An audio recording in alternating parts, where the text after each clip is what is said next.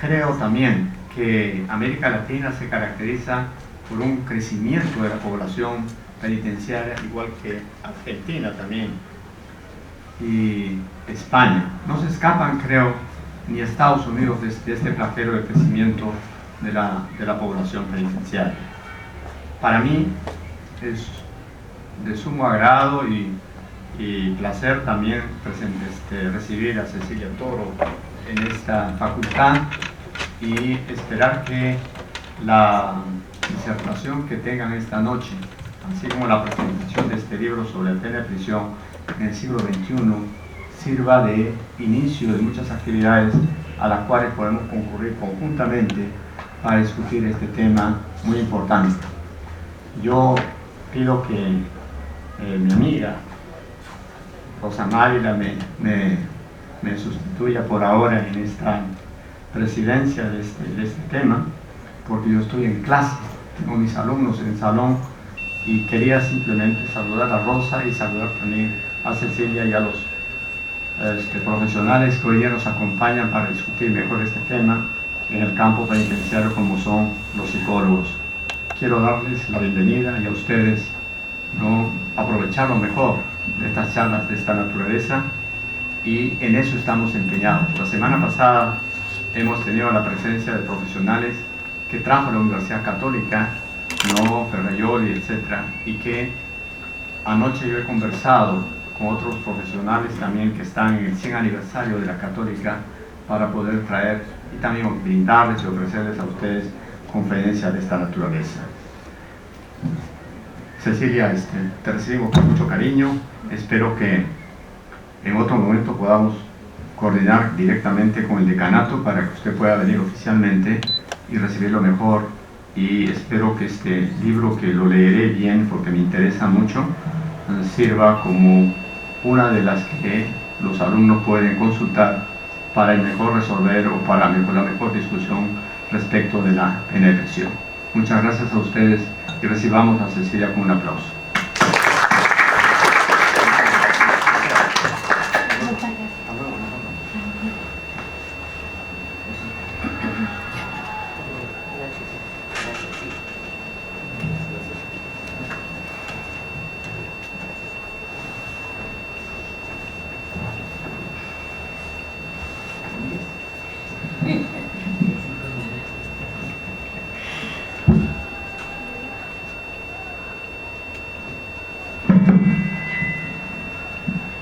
Bueno, continuando.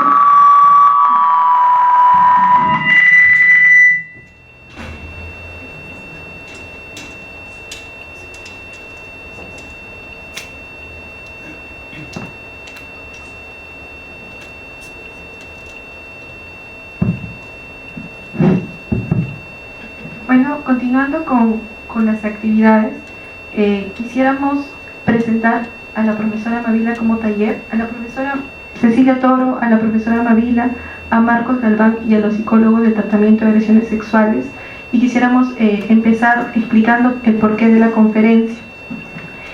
Cárcel y criminalidad, desafíos político-criminales. Se hizo necesario entender y comprender el problema de la cárcel dentro de las actividades que tenemos como taller, ya que en este lugar no solamente se gesta violencia, sino también se pretende como solución inmediata frente a los problemas y a los conflictos que surgen en nuestra sociedad. En ese sentido, hemos considerado por eso relevante estar con la profesora Cecilia Toro en esta oportunidad y presentar su libro La pena de prisión en el siglo XXI, la pena circular. Doy pase a la profesora Cecilia Toro. Ella nos va a dar mayores alcances sobre su libro, para quien pido un fuerte aplauso.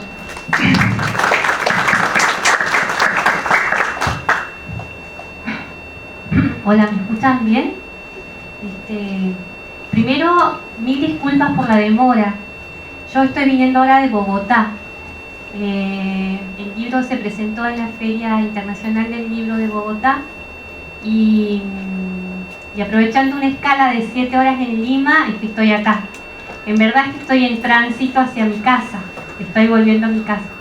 Aprovechando estas 7 horas, hablamos con Linda y dijimos, bueno, las hagamos productivas, voy a la universidad. Mil disculpas por la espera, primero, porque el tiempo vale mucho, y no poder salir de un lugar esperando a que llegue alguien, ya de por sí es un sacrificio, así que gracias. En segundo lugar, agradecerle a Tania Gualipe y a David Rivera, porque gracias a ellos estuve acá por primera vez el año pasado en el taller de Ciencias Penales. Fueron los que me enseñaron a conocer y a querer esta casa. Y agradecer también a Linda, que me da esta oportunidad de estar acá sentada hoy, al lado de... Nada, la toco para saber que es real. Rosa Mavila, a quien admiro mucho, conozco todo su trabajo y sé de su compromiso, que no es declarativo sino efectivo y que es lo que vale. Y agradezco acá también a los compañeros que están presentes, que trabajan poniendo el cuerpo en aquellos lugares que muchos no quieren ver, aunque sabemos que existen. Así que bueno, hecho el agradecimiento, les cuento el motivo de mi visita acá. Es presentar el libro. El libro se llama Pena de prisión en el siglo XXI, la pena circular. El libro está escrito de manera circular. Comienza con el final y hace un círculo y vuelve a terminar en el principio, es decir, en el final. Y está escrito así a propósito.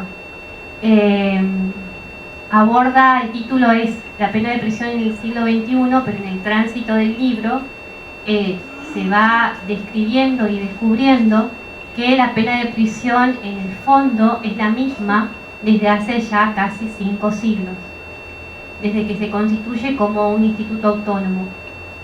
Es decir, que el tiempo ha ido variando en el tránsito del tiempo, y acá hay toda una cuestión filosófica de fondo que se vislumbra un poquito en el libro, pero no se ahonda mucho porque no pretende ser una obra filosófica, pero sí es necesario abordar el tiempo, y hacemos o hago alusión a la circularidad del tiempo, ¿no?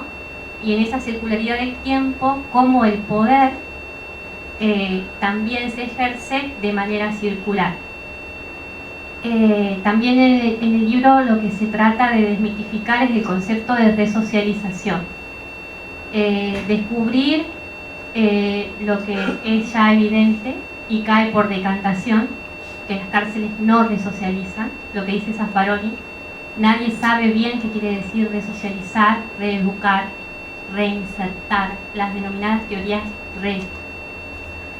Etimológicamente podríamos decir que reinsertar quiere decir volver a insertar. Resocializar, por tanto, también debe decir o debe decirnos volver a ser social a alguien. La pregunta es, en verdad, ¿qué quiere decir resocializar, reeducar o reinsertar? Y de nuevo la respuesta es que nadie sabe a ciencia cierta qué es lo que quiere decir. Sí, investigando, llegamos a la conclusión de que hay un hilo conductor que nos lleva al origen del concepto, no del término, del concepto de socializar. Y ese concepto se encuentra estrechamente vinculado a las sociedades disciplinarias. Yo soy profesora, así que les pido mil disculpas si por ahí les pregunto y me sale la profe. Entonces me tomo el atrevimiento de preguntarles si alguien sabe decirme qué quiere decir sociedad disciplinaria. Nadie. Foucault. ¿Alguien leyó Foucault? Sí. Vigilar y castigar. De cajón. ¿Nadie me levanta la mano? Bueno, no tengo un pizarrón porque si no lo utilizaríamos, pero Foucault fue un filósofo francés del siglo pasado y fue quien, para mí y para la teoría de la pena en general, quien mejor abordó a los sistemas de encierro. Del sistema panóptico sí escucharon hablar, ¿o no? Sí. ¿Qué es el sistema panóptico o qué es el panoptismo? Jeremías Bentham. ¿no? Cárceles con arquitectura panóptica, ¿no?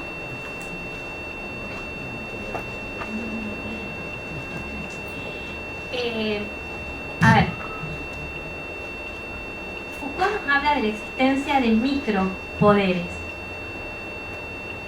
Esos micropoderes, dice Foucault, se ejercen a través de lo que él llamaba dispositivos de vigilancia o de control. Esos dispositivos de vigilancia o de control estaban constituidos por estos pequeños dispositivos que iban desde la familia, pasando por la escuela, siguiendo por el psiquiátrico, y en la cúspide encontramos a la prisión como el sistema de vigilancia por excelencia. Este esquema panóptico, nos decía Foucault, que no fue el creador, sino fue Jeremías Bentham, tiene una forma de un anillo en cuyo centro hay una torre desde donde se puede vigilar a todos los que se encuentran distribuidos en este anillo. Puedo vigilar sin que nadie me vea desde esta torre. Foucault dice lo mismo pasa con nuestras sociedades. Todos podemos ser vigilados, adiestrados, controlados, normalizados dentro de este sistema. Y vamos pasando de un dispositivo de control al siguiente, al siguiente, al siguiente, y vamos siendo normalizados y disciplinados para la productividad. Hacia fines del siglo XVIII se produce un hecho histórico fundamental, una nueva forma de productividad. ¿Qué se les ocurre que ocurre a fines del siglo XVIII? Un hito histórico, la Revolución Industrial. La Revolución Industrial trajo consigo la existencia de mano de obra que resultaba improductiva para esta nueva forma de producción que era la industrial. Entonces, las cárceles se transformaron en el instrumento más idóneo para la adaptación de la mano de obra improductiva a esa nueva forma de productividad. Y allí es cuando este hilo conductor nos lleva a la existencia de la prisión como un mecanismo de excelencia para la resocialización o la readaptación. ¿Esto en qué consistía? La adaptación de la mano de obra improductiva, convertirla útil para esa nueva forma de productividad industrial o de manufactura. ¿Hasta acá vamos bien? ¿Alguna pregunta? ¿No? Creo que ese es el único sentido que quizá se puede encontrar al término resocializar o reeducar o reinsertar. ¿Sí?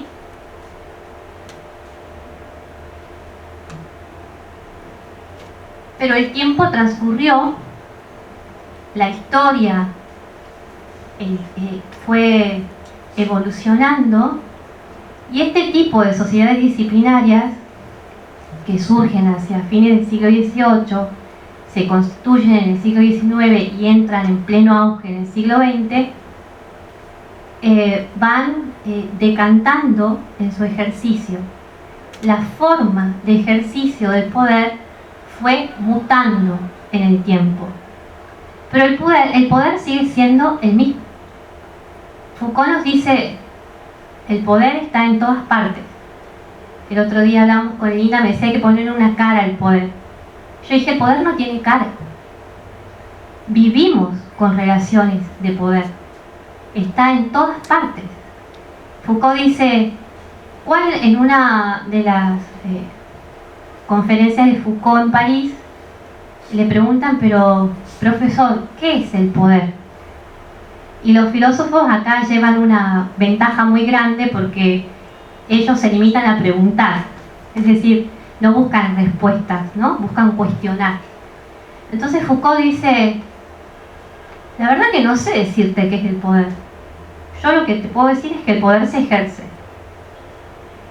y que las relaciones de poder son constantes, eternas. El poder está omnipresente.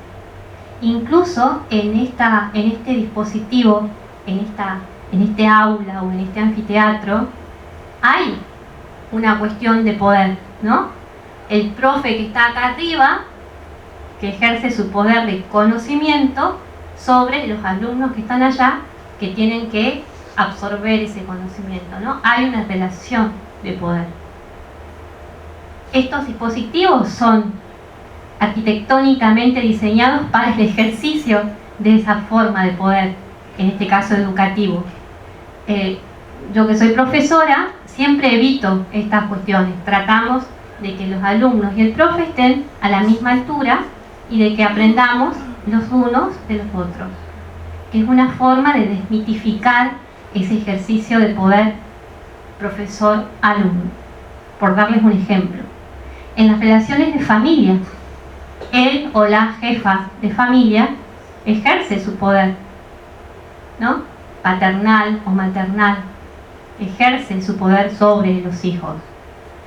En las relaciones de amistad hay una forma también de ejercicio de poder, y si seguimos indagando vamos a ir descubriendo que el poder es, como dice Foucault, está en todas partes. Pero ¿qué es lo que pasa cuando hablamos concretamente de las prisiones? Habíamos dicho que la sociedad disciplinaria estuvo en auge durante la etapa de la productividad industrial, ¿no? Es compatible con esa forma de producción si tenemos que entrelazar la forma de productividad con el ejercicio de poder.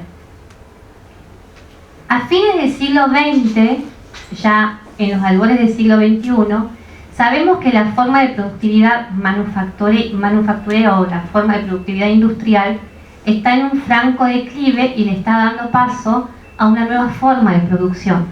Nos encontramos con sociedades neoliberales, con sociedades postindustriales, ¿no? Ya no se pretende comprar manufacturas, lo que se compra son acciones. Todo cotiza en bolsa. En Estados Unidos las cárceles son privadas y cotizan en bolsa.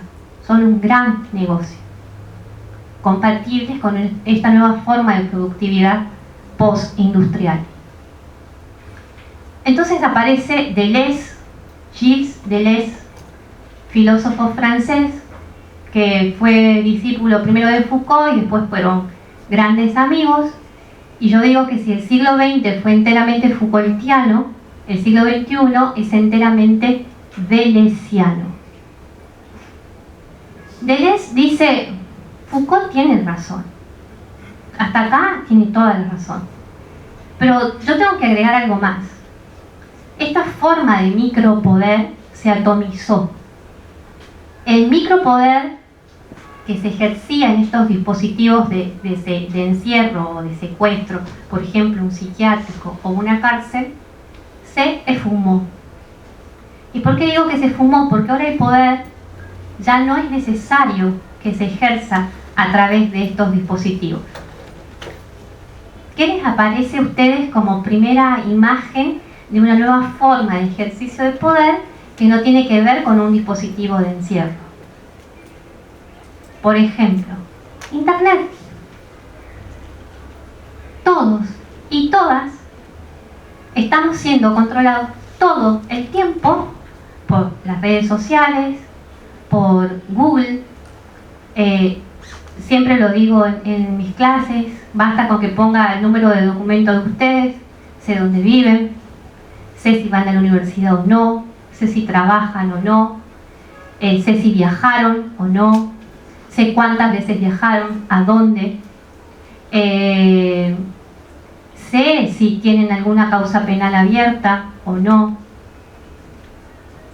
Una radiografía de todos nosotros está en esa madre, ¿no? En esa raíz madre de Internet. Estamos siendo vigilados y controlados todo el tiempo. Anoche hablaba en Bogotá con unos amigos mexicanos y decíamos, yo les decía, los celulares nos escuchan aunque estén apagados. Y me dice, ¿vos sabés que sí? Por ejemplo, uno dice voy a viajar a tal lugar y en el celular le empiezan a aparecer publicidad, ¿no? Ofertas de pasajes a tal lugar, a tal lugar, a tal lugar. Lo que se llama la metadata, ¿no? Lo que está más allá de lo que nosotros vemos. Cuando usamos nuestra tarjeta de crédito, porque ahora es más común usar una tarjeta de crédito, de débito, el banco tiene una constancia de cuántas compras hicimos, de cuánto gastamos y nos ofrecen unas tarjetas con mayor capacidad de consumo. Este nuevo tipo de sociedades postindustriales son compatibles con las sociedades de consumo. Cuanto más insertos estamos dentro de esas sociedades de consumo, más controlables y más vigilados estamos. Vigilan nuestros gustos, controlan, dirigen nuestros gustos, ¿no? Nuestras intimidades más íntimas las direccionan, nos ofrecen todo lo que nosotros queremos consumir con voracidad. Y cuanto más tenemos, más queremos. Y cuanto más queremos y más tenemos, más controlables y más vigilados somos y estamos. Esto es lo que Deleuze llama una nueva forma de ejercicio del poder, una nueva forma y más eficaz ejercicio del poder. Estamos siendo moldeados a imagen, semejanza y necesidad de quienes nos requieren dentro de esa nueva forma de esquema de ejercicio del poder. Pero hay también una diferencia entre una y otra forma. La sociedad disciplinaria operaba por fijación, nos moldeaban las instituciones, la familia, la educación, los psiquiátricos, las cárceles, nos moldeaban, nos fijaban en esas instituciones, nos disciplinaban, nos normalizaban a través de estas formas de ejercicio de estos micropoderes. Operaban por inclusión. Y los que no estaban incluidos estaban marginados. Estas nuevas formas de sociedades, que son las sociedades de control de Deleuze, operan por exclusión. Excluyen. El que no está incluido está excluido. Y el que está excluido no me sirve, no me es útil. La pregunta entonces que surge es, ¿las cárceles entonces de qué se nutren? ¿O de quiénes se nutren? Se nutrían en una primera instancia por los marginados a los que había que habilitar para convertirlos en útiles a esa forma nueva de productividad. En el siglo XXI, esos marginados se tornaron en excluidos. Y las cárceles siguen estando pobladas por los mismos desde hace casi 5 siglos. El tiempo ha ido mutando, la forma de ejercicio de poder ha ido mutando, la historia se ha ido transformando, pero con una circularidad de terror, porque los que están adentro, antes con las sociedades disciplinarias y las instituciones de secuestro y de encierro, hoy con las sociedades de control y con un poder atomizado, los que están adentro siguen siendo los mismos. Foucault llama o les dice los inútiles para el mundo, aquellos que no queremos ver. Los muros siguen encerrando a los mismos. De allí el terror que significa este ejercicio de poder circular. Que la pena de prisión en el siglo XXI sigue siendo circular. Si yo les pregunto, hace rato daban las cifras acá tremendas de los hacinamientos en las cárceles peruanas, fenómeno que se repite de igual manera, en mayor o menor porcentaje, a lo largo de toda nuestra Latinoamérica. Señoras y señores, chicos y chicas, desde México a Tierra del Fuego. El fenómeno es el mismo. El hacinamiento, la promiscuidad, el dolor, la violencia.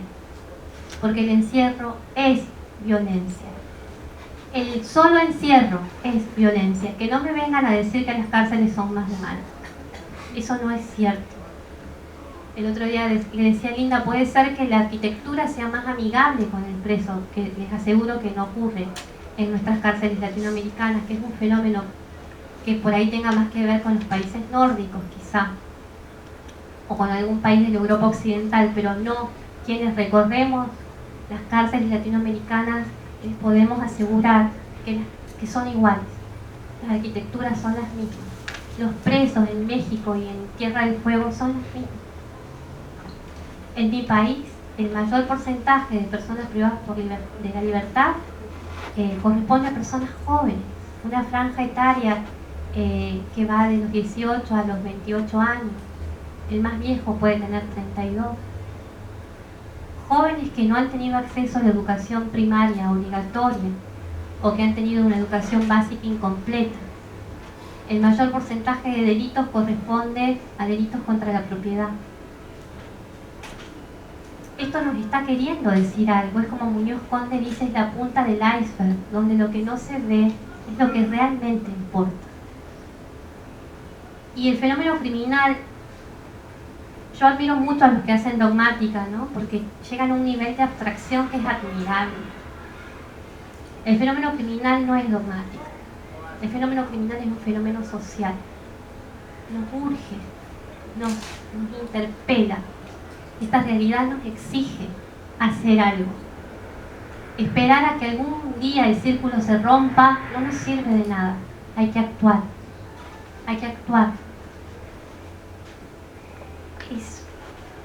Yo no sé, algún día soñé con ser abolicionista, ¿no?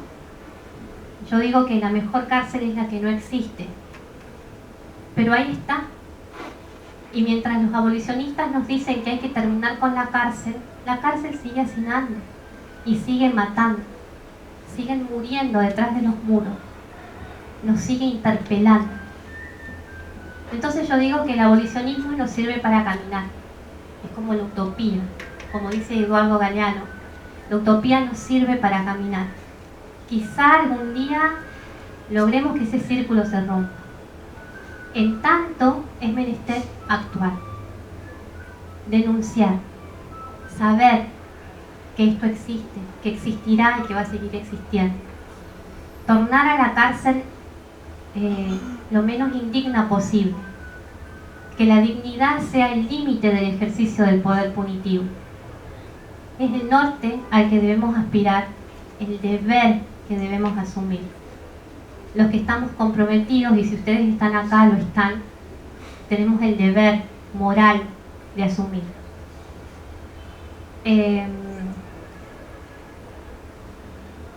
Creo que tampoco, y acá voy a hablar de Derrida, filósofo francés, Jacques Derrida. Él fue el creador del concepto de deconstrucción, ¿no? La deconstrucción, dice Derrida, nos permite alejarnos del sentido común en el que fuimos normalizados. El sentido común en el que hemos sido normalizados los que estudiamos derecho o alguna carrera afín al derecho, como los psicólogos o los asistentes sociales que trabajan con los sistemas penitenciarios, ese sentido común está constituido por la idea de que la cárcel resocializa. Ya intentamos analizar de dónde viene el concepto de resocialización, ¿no?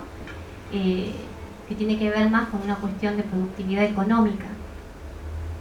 Apartarnos de ese sentido común, ¿no? Y hoy, en el siglo XXI, fin del siglo XX, nadie, como les decía hace rato, sabe explicar con exactitud qué quiere decir resocializar, ¿no? Hacerlo más bueno, ¿no? Que el ladrón salga y no vuelva a robar, eso es. Que el violador salga y no vuelva a violar. Que el delincuente económico salga y no cometa más crímenes de carácter económico. ¿Qué quiere decir? ¿Devolverlo a dónde? ¿A su lugar o al mío? porque el preso que entró no va a volver a una sociedad con los servicios básicos, agua, luz, gas, no va a volver a un lugar con un empleo, con un sueldo justo a fin de mes, no va a volver a un lugar con una familia bien constituida, va a volver a su margen, porque los corruptos no están en prisión. Elías Neumann, un criminólogo, para mí el más grande que hemos tenido en el siglo XX, que he tenido el honor de que sea amigo mío, decía que los que están presos son delincuentes fracasados, ¿no?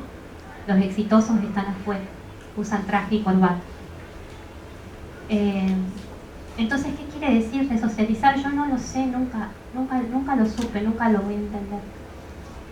Pero fuimos normalizados, disciplinados, educados en ese sentido común de que la cárcel resocializa. Derrida nos dice hay que deconstruir. Derrida dice deconstruir es mucho más que destruir, que incluso construir, porque deconstruir es precisamente eso, ¿no? Desarmar lo que está construido, apartarnos de ese sentido común, ver esa realidad que está ahí y que no queremos ver. Es la única forma de transformarla. Entonces creo que a partir de esa deconstrucción, de esa disección de los sistemas penitenciarios clásicos, es que vamos a poder transformarlos, ¿no? Transformarlos aspirando a esto, a que algún día no existan, que esa utopía nos sirva para caminar. En tanto, como les decía hace rato,